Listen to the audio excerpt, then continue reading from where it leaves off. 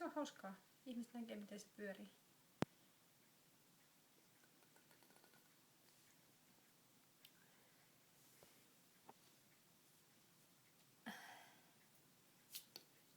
Itse asiassa toi menee sinipunaiseksi toi väri, kun siinä on punaista ja sinistä, niin sitten kun se pyörii, niin sitten tulee sinipunainen siitä hyrrästä.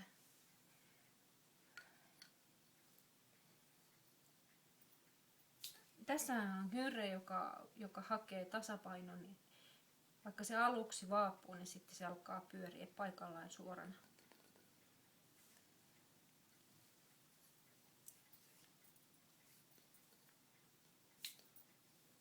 Ahaa, nyt se pyörii todella hyvin.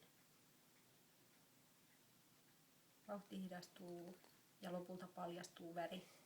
Se tekee tuollaisen vastaliikkeen. Huomaat sä? Kun toi hyrrä lopettaa pyörimisen, niin se tekee vastaliikkeen. Nyt se menee myötäpäivään ja sitten kun se pysäyttää vauhdin, niin se menee vastapäivään. Noin ehkä 4,5 kierrosta. Katsotaan vielä. Mä pyöritän sitä myötäpäivään. Nyt se lähti myötäpäivään menemään. Pyörii.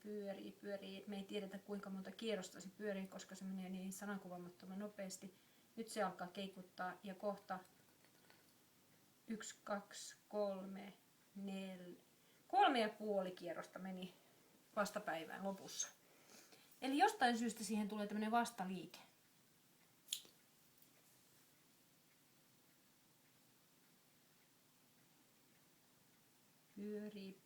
Pyörii. Ja nyt alkaa vaputtaa ja kohta syntyy vastaliike.